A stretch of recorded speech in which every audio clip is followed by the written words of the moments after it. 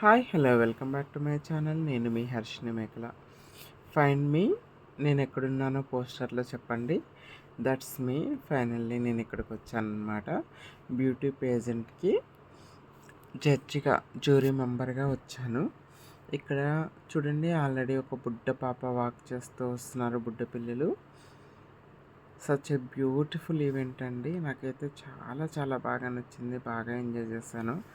నేను చాలా ramp walk షోస్కి show స్టాపర్గా, మోడల్గా, లేకపోతే పేజెంట్లో వాక్ చేయడానికి, కాంపిటేటర్గా, లేకపోతే డిజైనర్ వాక్ కోసం ఇలా మల్టిపుల్ వాక్స్ చేశాను.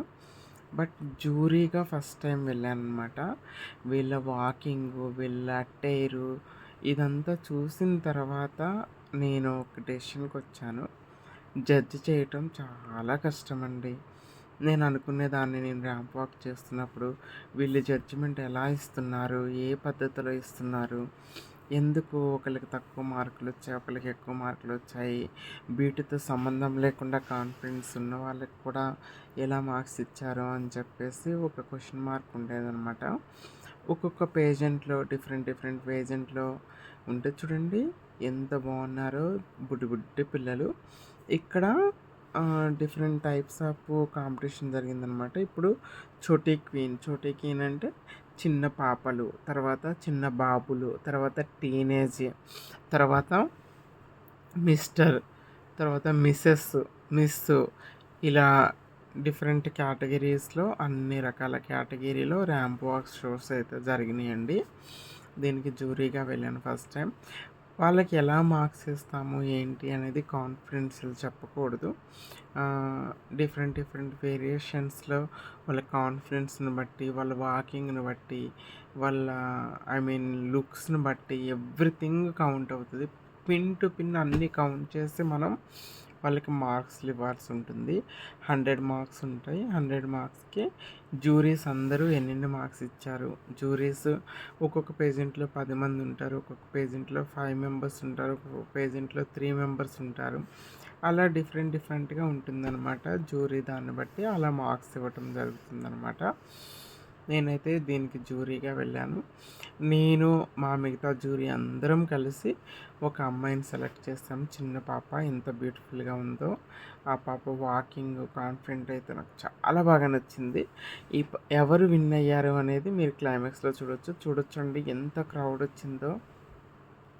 ఆ పిల్లల తల్లిదండ్రులకి నేను హ్యాట్స్ ఆఫ్ చెప్పాలనుకుంటున్నా. ఎందుకంటే ఇంత చిన్న వయసులో పిల్లల్ని ఎంకరేజ్ చేయటం, సపోర్ట్ చేయటం, ర్యాంప్ వాక్ అయినా, మోడలింగ్ అయినా, వాటెవర్ వాళ్ళ డ్రీమ్స్ని ఫుల్ఫిల్ చేసుకోవడానికి తల్లిదండ్రుల ప్రోత్సాహం ఎంతో ఉంటుంది. చూడండి, అంత చిన్న వయసులో ఆ కాస్ట్యూమ్స్ని ఎంత బ్యూటిఫుల్గా డిజైన్ చేశారో చూడండి.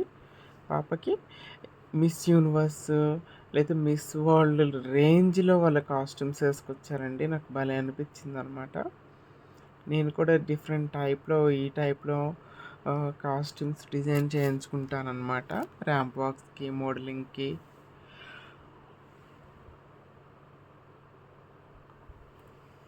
కదండి, ఒక్కొక్కళ్ళలో ఒక్కొక్క టాలెంట్, ఒక్కొక్క కాస్ట్యూమ్ ఒక్కొక్కలాగా అందరూ బ్యూటిఫుల్గా ఉన్నారండి. ఎవరిని తీసేది లేదు, ఎవరిని పెట్టేది లేదు అన్నట్టుగా ఒకరినొకరు మరిపించేస్తున్నారు వేరే వాళ్ళని.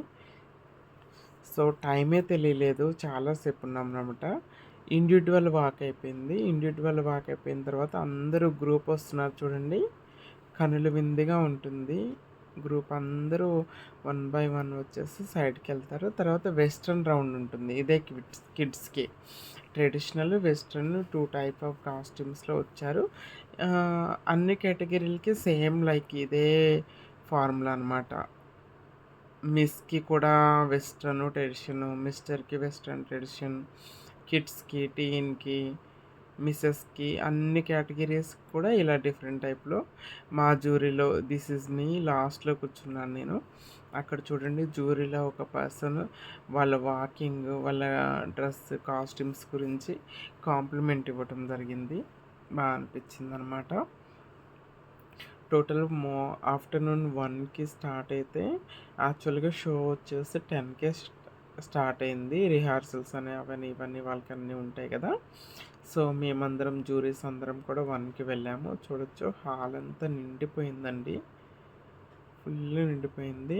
వీటితో పాటు సోషల్ మీడియా ఇన్‌ఫ్లుయెన్సర్స్‌కి అవార్డ్స్ కూడా ఇచ్చారనమాట. టిక్ టాక్ తరుణ్ అని తను కూడా వచ్చాడు. తనకి నా చేతుల మీదుగానే సన్మానం చేయటం జరిగింది. It was a great honour. నేను మోక్షకి థ్యాంక్ యూ సో మచ్ నన్ను జడ్జిగా పిలిచినందుకు. చూడొచ్చండి. క్వీన్స్ అయిపోయారు. ఇప్పుడు చోటీ కింగ్స్ వచ్చారనమాట.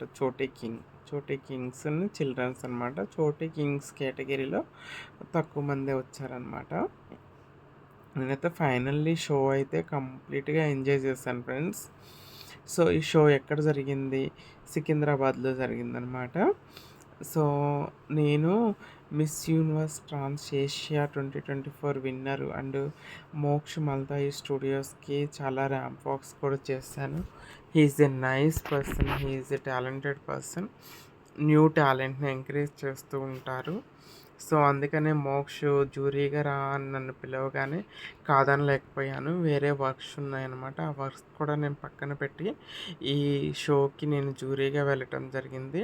It was a great feeling అనమాట. చాలా ఎంజాయ్ చేశాను. వెళ్ళకుండా ఉన్నట్టయితే ఈ బుడ్డోళ్ళు, బుడ్డ పిల్లలు, ఈ చిల్డ్రన్స్‌లో ఉన్నటువంటి టాలెంట్ ఇదంతా కూడా మిస్ అయిపోయేదాన్ననమాట. సో, ఎవరెవరికి మొత్తం కవర్ చేయడానికి అవ్వలేదు. నాతో పాటు మా కోడలొచ్చిందనమాట పాప.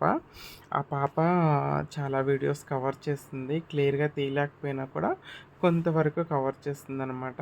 తను కవర్ చేసిన వీడియోస్‌ని ఎంతవరకు ఉంటాయో అంతవరకు పోస్ట్ చేస్తున్నాననమాట. ఇది కింగ్స్ అనమాట. సో, మిగతాది ఇన్‌ఫ్లుయెన్సర్స్ అవార్డ్స్ ఎలా జరిగాయి, మేము ఎలా ఎంజాయ్ చేస్తాము, ఎక్కడ జరిగింది, ఇవన్నీ డీటెయిల్స్ నేను ఇంకొక నెక్స్ట్ వీడియోలో పోస్ట్ చేస్తాను. ఖచ్చితంగా చూడండి. ఇది పోర్ట్రేట్‌లో కాకుండా నిలువుగా పెట్టి తీసింది మా పాపకు తెలియకుండా. సో, నేను అలానే ఇంత కష్టపడి తీసింది కదా తను. తన శ్రమని వృధా చేయకూడదని ఈ వీడియోకి వాయిస్ ఓవర్ ఇచ్చి పోస్ట్ చేస్తున్నాను. క్వాలిటీ తగ్గిందనేసి నన్నేమి తప్పుగా అనుకోవద్దు ప్లీజ్ దయచేసి friends. So, thank you so much for watching my videos. మీరెప్పుడూ నన్ను ఇలానే సపోర్ట్ చేస్తూ, ఎంకరేజ్ చేస్తూ ఉండాలని కోరుకుంటున్నాను.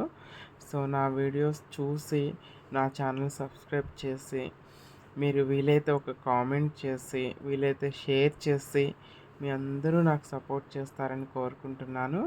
Once again thanks for watching. Next వీడియోలో ఈ షోకి సంబంధించిన కంప్లీట్ డీటెయిల్స్ అన్నీ కూడా మీతో షేర్ చేసుకుంటూ ఉంటాను. ప్రీవియస్‌గా నేను బిగ్ బాస్ రివ్యూస్ కూడా ఇస్తున్నాను. అగ్ని పరీక్ష సీజన్. సో, దాంతో బిగ్ బాస్ 10 రివ్యూస్ కూడా ఇద్దామనుకుంటున్నాను మన ఛానల్‌లో. మీరేమంటారో నాకు కామెంట్ రూపంలో తెలియచేయండి. Thank you.